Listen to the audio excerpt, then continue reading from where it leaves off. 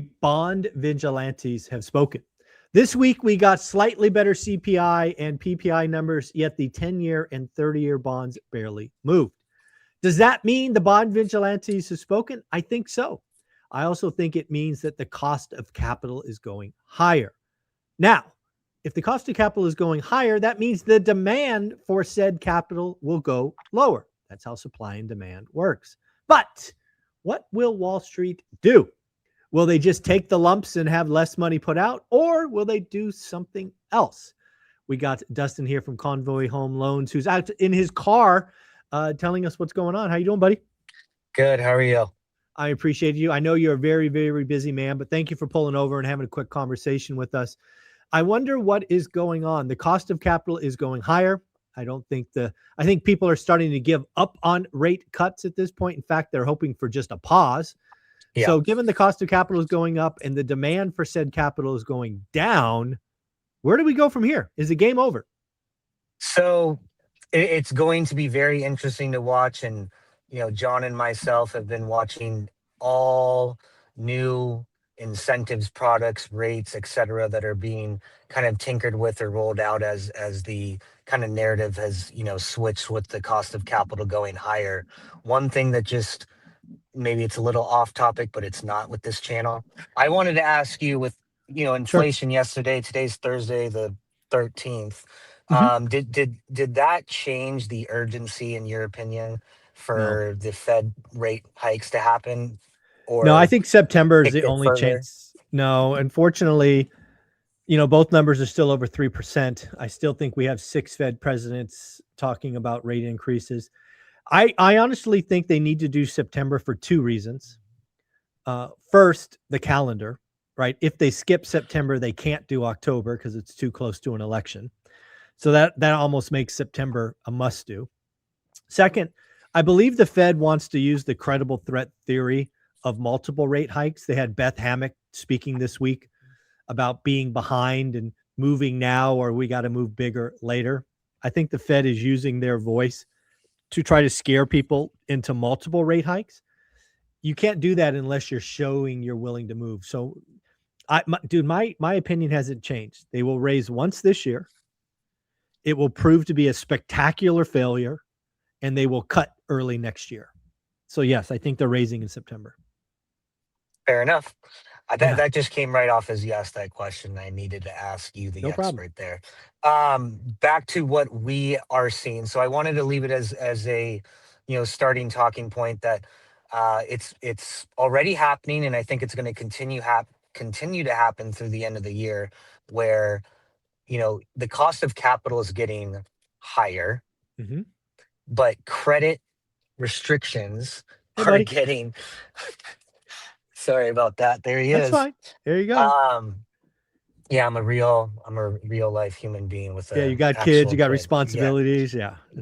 All good. Sorry about that. So the cost of capital is getting higher, but what's important to watch is the credit and underwriting guidelines are going to get looser, and they already have. And I'll go over that once I get your opinion on that. So this game is fun for me. So again, I want for the audience out there, the cost of capital is going higher, right? Debt's going higher. Mortgage rates are at a 52-week high. So that means that less demand. But Wall Street isn't going to take that laying down, right? They are a money grubbing machine who has allocated hundreds of billions, if not trillions of dollars to this market. So they're not going to sit down. They're going to say, okay, well, how can we get incrementally more? And the only answer is, well, we've got to loosen the guidelines. We got to let more people come through the funnel. It's just fun for me to watch. So it's kind of almost would have guessed it. Yeah, and it's I wish I had these numbers right in front of me, but I was reading an article, and I think it was Monday or Tuesday, and I think the trend of like in 2023. The margin between your average conventional loan and a DSCR loan was like the peak, about 1 to 1.25% higher. DSCR loans were 1 to 1.25% higher in 2023. And that's always been volatile up or down, but it's usually higher. And you can price something out right now don't get me wrong, it's still with a prepay that you're comparing a DSCR loan to a conventional loan. There's rates out there right now where DSCR is 0.5% lower, than conventional right now. And the non-QM market is continuously growing. And the portion that's very interesting to follow is that the volume or the percentage of non-QM loans funded, that DSCR/investment occupancy Hmm. volume share is also growing. So the Wow. appetite for, Wall Street and their comfortability with actually buying paper that is tied to a non-owner occupied home, clearly growing, and they don't want Yeah. that to stop. They like the foot, or they like the stake they've put in the ground, and they're going to Yeah. continue because they don't like seeing graphs go high to low. They want to continue seeing it, go low to high. And these guidelines that I'll touch on in a minute too, and Yeah. let you talk, but Yeah. is definitely something we'll watch and see. Yeah, I'm going to love to hear about some of the examples because again, people need to hear just how wild these kind of expansions are. I'm just thinking about Wall Street and some of the phone calls or Zoom calls I'm sure you and your partner have. You know, I'm guessing every now and again they ask you for your opinion, so I'll just give you one if you haven't said already. I think if they wanted to increase volume on DSCRs, they seriously got to think about doing seconds. DSCR seconds. I don't hear a lot of those. Maybe they exist already, but they're not plentiful yet. We got a lot of investors sitting on equity that want to kind of recycle capital, but they don't want to get rid of their ridiculously low first. So I don't know if Wall Street's looking at DSCR seconds, but that might be game changing. That might be our fault, but we have had them. We've been doing not a lot of them, but a good amount. The problem with that right now that we're seeing, at least, is, so DSCR seconds have been around for about a year and a half. Okay. I'm bad at keeping track on the fly right now, but ultimately rates are fair for a second position, 8.5 to 9.5% on a DSCR. I would Okay. expect, yeah. But most reps and warranties that these hedge funds are making you sign is it's going to be 150K minimum. Okay. Oh, got it. And it's going to be capped at a 75% CLTV, which is fine. That's normal, just like a cash out. But then you got to keep in mind that if you have a property that's like currently at whatever 3, 4, 5%, and it's a Hmm. DSCR at 1.6, Right. you throw on a 8.5, 9% at 150K on a second, it's going to be hard to still cash flow at Yeah. that. That Um, 150 makes it tough. yeah, it's not a. I think there are not with Convoy right now. I think there are some shops that'll go down to 100, but Mm, keep in mind, DSCR is still bought and sold on Wall Street. They don't want to, no yeah. offense, they don't want to get in bed with a $63,000 second position. They No, have yeah, they it's have just they have other it ways doesn't to move the deploy needle, their right? capital. Doesn't move the needle. All Exactly. right. So let's get back to it. What are some of the signs that we can already see underwriting getting just a wee bit looser? And again, that's because demand is drying up. So what are they doing?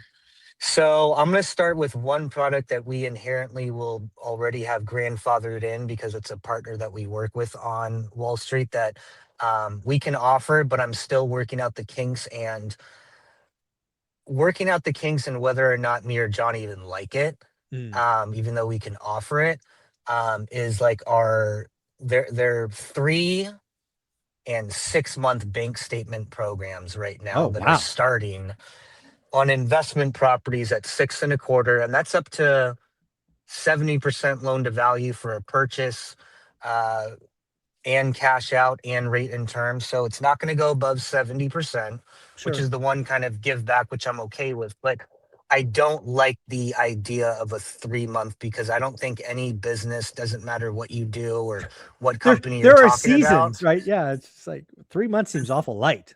Yeah, and it's that one is one that, this fund that I'm talking about that's allowing this, that's going to buy this, is massive, massive, massive. Everybody, or 95% of the listeners, would know this name. I Mm. can't say it out because of our It's NDA, fine. but like, It's fine. it's interesting. Now, the other one that I don't offer, that I don't necessarily like, but it's showing kind of the looser guidelines, Right. is Kiavi in the last week has been pushing very, very hard on the fact that now, if your loan doesn't, qualify on cash flow for a DSCR loan, don't worry, we'll use 110% of the actual rent. So if you're not cash flowing above one, don't worry. That $1,000 you're collecting, we'll count it as 1,100 so we can make the loan work. And that's the type of stuff I don't, necessarily Hello, like. Mr. Alligator. Yeah. Not a good idea.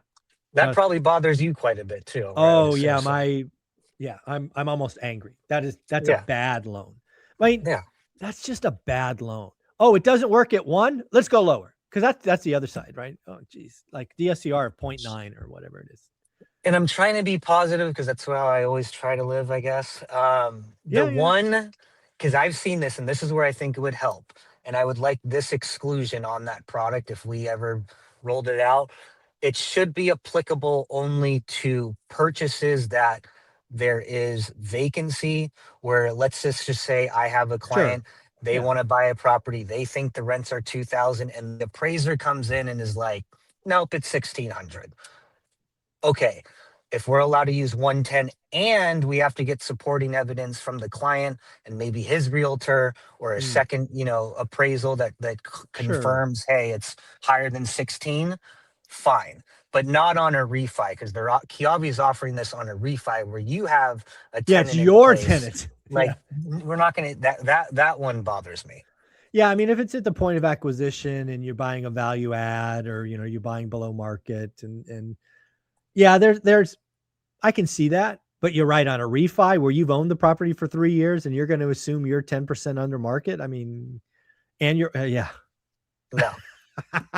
That just seems like a bad idea. I agree. Yeah, but again, I think this is a sign of the times. Really, what this means to me is Wall Street is starting to believe higher for longer. 100%. Right? They wouldn't roll out this 1 week after. No, yeah, they're not just willy-nillying these things. Yeah. They think we're going to have higher for longer. So the odds of rate cuts, according to Wall Street, again, given this behavior, are about 0, for the rest of the year. So yeah, I think Wall Street is telling you they expect cost of capital to go up, and they're trying to get ahead of the game. I completely agree. Yeah, very, very cool. Well, anything else going on in the mortgage market that we should tell people about? No, I mean, I keep saying it, and I tell everybody, because more and more of the calls that me and John are having right now are focused around, should I get in, or I think I'm just going to wait, and waiting. We'll do the math on a different video because we're running out of time here, but waiting's only going to cost you. If it makes sense now, if you like it, lock it. And that's what we've been preaching for quite a bit now. So any questions, deals you want to run by us, go to convoyhomeloans.com/ORAT. That way we know you obviously came from this channel, and me and John can help you guys out. Yeah, folks, again, at the end of the day, go to convoyhomeloans.com/ORAT. Yes, we have our own page on their site. Isn't that cool? But the reason you want to do that is you want to speak to this young man or his partner, Jonathan. Otherwise, you end up in a queue, and you are frankly better than that. Thanks, buddy. Take care. Thank you.